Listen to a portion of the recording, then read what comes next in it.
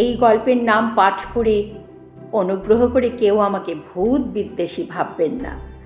ভূত বিদ্বেষী হতে গেলে যে পরিমাণে সাহস, যে পরিমাণে মোটা বুকের পাটা লাগে তা আমার নেই, কস্মিনকালেও ছিল না।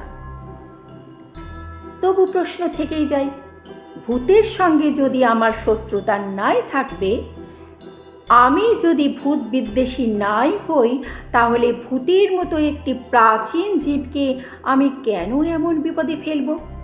আমি কেন ভূতকে রিপোর্টারের মুখে ঠেলে দেব? সত্যি সত্যি কথাটা হলো, আমি ভূতকে রিপোর্টার সাহেবের মুখে ঠেলে দিইনি। রিপোর্টার সাহেবই তাকে আবিষ্কার করেছিলেন। সম্পাদক মহাশয় রিপোর্টার সাহেবকে পাঠিয়েছিলেন খরা কবলিত অঞ্চলে, সেই দুর্দশা গ্রন্থ অঞ্চলের একটা বাস্তবানুগ প্রতিবেদনের জন্য। কিন্তু রিপোর্টার সাহেব যথাস্থানে যথাসময়ে পৌঁছতে পারেননি। তার আগেই প্রবল বৃষ্টি নামে এবং একটি স্থানীয় নদীতে ঢল ওঠে। পুরো এলাকা জুড়ে একেবারে বন্যা কবলিত হয়ে পড়ে। খরার প্রতিবেদন করতে এসে বন্যার প্রতিবেদন করার সম্পাদক মহোদয়ের মনোপুত হবে কি না, এই চিন্তা করে সদর অফিসে রিপোর্টার ফোন করতে গেলেন। কিন্তু এই বন্যায় ফোন অচল, টেলিগ্রামও তাই।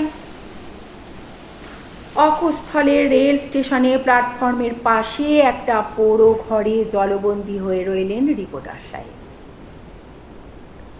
যথাসময়ে এই জায়গায় পৌঁছতে পারলে রিপোর্টার সাহেবের এত নিগ্রহ হয়তো হতো না, কিন্তু এখানে আসতে পথে 4 দিন সময় লেগে গেছে, দেরি হয়ে গেছে। সেটা অবশ্য রিপোর্টার সাহেবের দোষ নয়। পথে এক জায়গায় আফ্রিকার সোমালিয়ার গণধর্ষণের প্রতিবাদে রেল অবরোধ হয়েছিল। 1.5 দিন রেলপথ আটকে রাখে অবরোধকারীরা।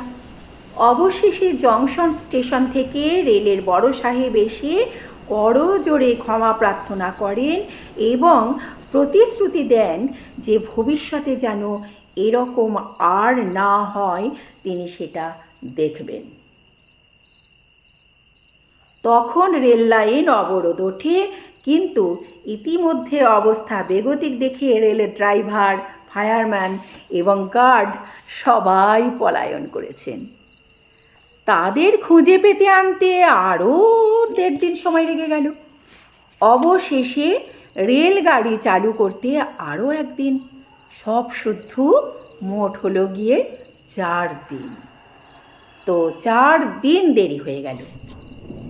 এরই মধ্যে দ্বিতীয় দিন থেকে অঝোরে বৃষ্টি শুরু হয়েছে। সেটাও অবশ্য অবরোধ উঠে যাওয়ার আর একটা কারণ।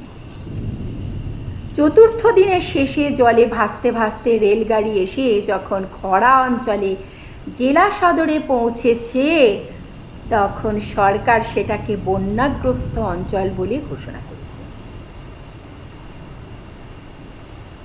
এত কথা অবশ্য ভূতের গল্পে আসা উচিত নয়, কিন্তু গল্পটা এত ছোট ও পুরানো, তাই পটভূমিকা রচনা করার জন্য একটু ফণিতা একটু দীর্ঘ করতে হলো।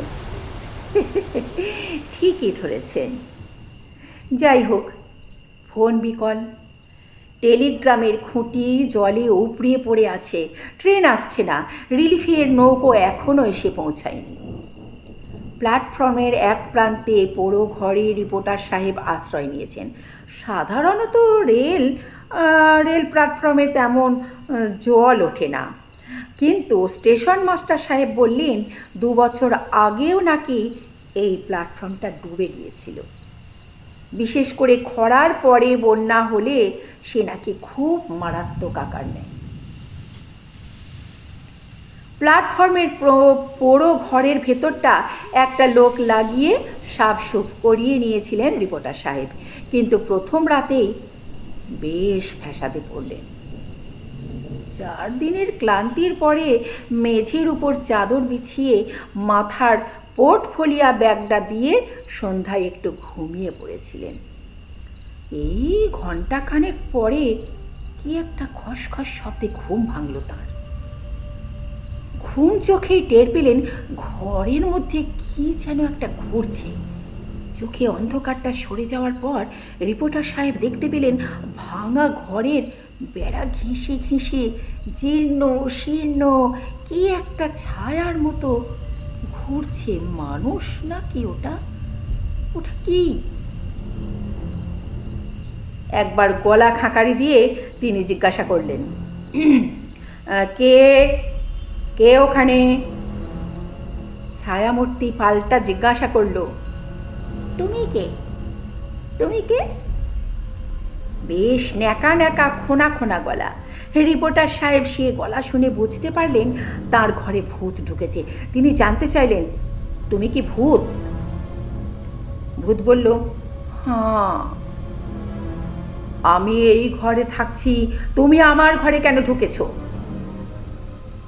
রিপোর্টার সাহেবের খেয়াল হলো কেউ কেউ তাকে এ ঘরে আসতে মানা করেছিল বটে, বোধহয় এই কারণেই হবে। কিন্তু এ নিয়ে এখন চিন্তা করে কোনো লাভ নেই, বরং ভূতের একটা ইন্টারভিউ যদি এই সুযোগে নেওয়া যায় তাহলে মন্দ হয় না। ভূতের মতো মানুষদের ইন্টারভিউ তো সারা জীবন ধরেই নিচ্ছেন, কিন্তু সাক্ষাৎ জ্যান্ত ভূতের সাক্ষাৎকার সংবাদপত্র জগতে একটা হই হই পড়ে যাবে। সাংবাদিকতার ইতিহাসে একটা ল্যান্ডমার্ক তৈরি হবে। রিপোর্টার ভূতকে আত্মপরিচয় দিয়ে বললেন, শোনো, আমি একজন রিপোর্টার, তোমার ইন্টারভিউ নিতে চাই। রিপোর্টার এবং ইন্টারভিউ, এই শব্দ দুটো শুনে ভূত থরথর করে কাঁপতে লাগলো। হাত জোর করে বলল, আমি এই ঘর ছেড়ে দিচ্ছি, আপনি আপনার মতো থাকুন, আমাকে নিয়ে কিছু লিখতে যাবেন না কিন্তু। রিপোর্টার বললেন, এ তো ভয়ের কিছু নেই, তোমার নামও জানি না, আবার তোমার ছবিও তোলা যাবে না, কেউ বুঝতেই পারবে না যে আমি তোমারই সঙ্গে কথা বলেছি। কাগজে লিখে দেব, নাম প্রকাশে অনিচ্ছুক জনৈক ভূত। এরপরেও ভূত ইতস্তত করছে। ইতস্তত করতে দেখে রিপোর্টার বললেন, অবশ্য রিপোর্টারের মধ্যে বার কয়েক বিশ্বস্ত সূত্রে ব্যবহার করেও নাম ধাম গোপন করতে পারি। ভূত কি বুঝলো তা জানি না। সে বলল, আপনাদের পাল্লায় পড়লে কারো পরিত্রাণ নেই, তা আমি জানি, তো যাক, যা কপালে আছে তাই হবে, কে জানতে চান বলুন। রিপোর্টার ততক্ষণে পোর্টফোলিও ব্যাগ খুলে ডট কলম নোট বই সব বার করে ফেলেছে। একটা সিগারেট ধরিয়ে এক গাল ধোঁয়া ছেড়ে জিজ্ঞাসা করলেন, প্রথমে বলো, তুমি কি করে ভূত হলে? এর উত্তরে ভূত একটা আশ্চর্য কথা বলল। সে জানালো, আমি বোধহয় ভুল করে ভূত হয়েছি। সিগারেটের ছাই ছেড়ে রিপোর্টার সাহেব বললেন, ভুল করে ভূত? সে আবার কি? ভূত বলল, সে বড় দুঃখের কথা।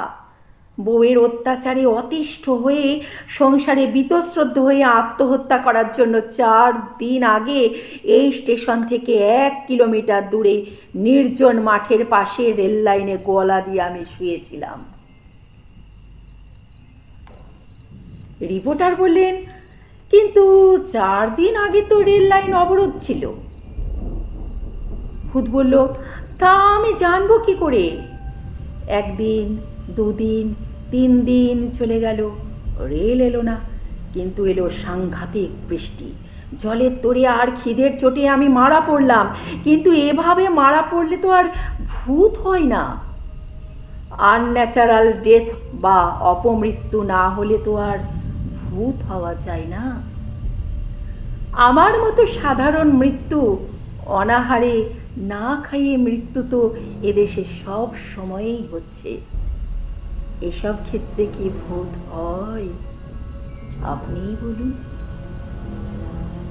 এই ভৌতিক প্রশ্ন শুনে রিপোর্টারের মনে একটা অন্যরকম সন্দেহ দেখা দিল। কারণ ভাঙা ঘরের ফাটা বেড়ার মধ্যে দিয়ে চাঁদের আলো তখন ঘরের মধ্যে এসে পড়েছে এবং রিপোর্টার দেখতে পেয়েছেন যে ভূতের ছায়া পড়েছে জ্যোৎস্নায়, যেটা প্রায় অসম্ভব। রিপোর্টার ভূতকে বললেন, তুমি কি সত্যিই ভূত? তোমার হাত দিয়ে আমাকে একটু ছোঁও তো দেখি। ভূত বলল, আরে মহাশয়, এত দূর থেকে হাত দিয়ে আমি আপনাকে ছোঁবো কি করে? রিপোর্টার বললেন, তাহলে তো তুমি ভূত নও। ভূতের যে যত দূর ইচ্ছে লম্বা হাত করতে পারে, সে অনেক দূরে থাকা মানুষকেও হাত দিয়ে ছুঁতে পারে। তাহলে তুমি কেমন ভূত? ভূত এবার একটু চিন্তা করল, তারপর বলল, তা হতে পারে। আমি বোধহয় এখনো ভূত হইনি, বোধহয় এখনো মারাও যায়নি। বৃষ্টির সময় রেল লাইন থেকে উঠে এখানে চলে আসি, 4 দিন পেটে অন্ন নেই, ভাবলাম মরে ভূত হয়ে গেছি বোধহয়। রিপোর্টার সাহেব তাঁর পোর্টফোলিও ব্যাগ খুলে দুদিনের সঞ্চয়ে 500 গ্রাম চিড়ে আর একটু গুড়ের একটা ঠোঙা বার করে ভূতকে খেতে দিলেন। খাওয়া দাওয়ার পরে বহু কথা হলো দুজনের মধ্যে।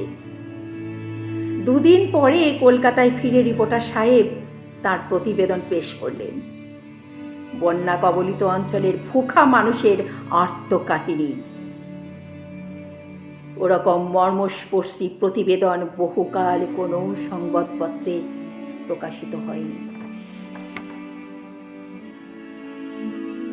লেখক তারাপদ রায় হয়তো এই গল্পটাতে অনেক কিছু বোঝাতে চেয়েছেন।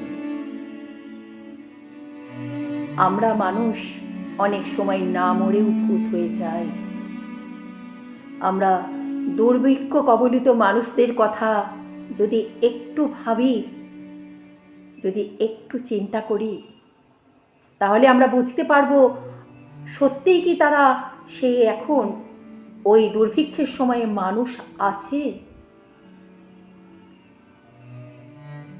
তাদের তখন মানও থাকে না, হুঁশও থাকে না, খিদাও থাকে না, তৃষ্ণাও থাকে না। তাহলে যার মান নাই, হুঁশ নাই, সে কি করে মানুষ হতে পারে? এটা আমার ব্যক্তিগত মত। শ্রদ্ধেয় লেখক তারাপদ রায় মনে হয় আমাদের বোঝাতে চেয়েছেন যে মানুষ বেঁচে থেকেও কিভাবে ভূত হয়ে যায়। আপনাদের মনে কি হচ্ছে এই গল্পটি শোনার পর? যেটাই মনে হোক কমেন্টের মাধ্যমে জানাবেন। আর আমার গল্প যদি আপনাদের শুনতে ভালো লাগে তাহলে একটি লাইক দেবেন, আর ওই হাইপ অপশনটা আছে না, ওটা একটু দিয়ে দেবেন। তাহলে আমার সমস্ত ভিডিও অনেকের কাছে পৌঁছে যাবে। আর কেমন ধরনের গল্প আপনারা আমার মুখ থেকে শুনতে চান সেটাও কিন্তু জানাতে ভুলবেন না। আমি অনেক আশায় থাকব, আপনাদের মন্তব্যের আশায়। তো আজকের মতো আসি। আমি বিচিত্রা সব সময় চেষ্টা করব সেরা সময়ে সেরা জিনিসটা আপনাদের সামনে তুলে ধরতে। ভালো থাকবেন, সুস্থ থাকবেন।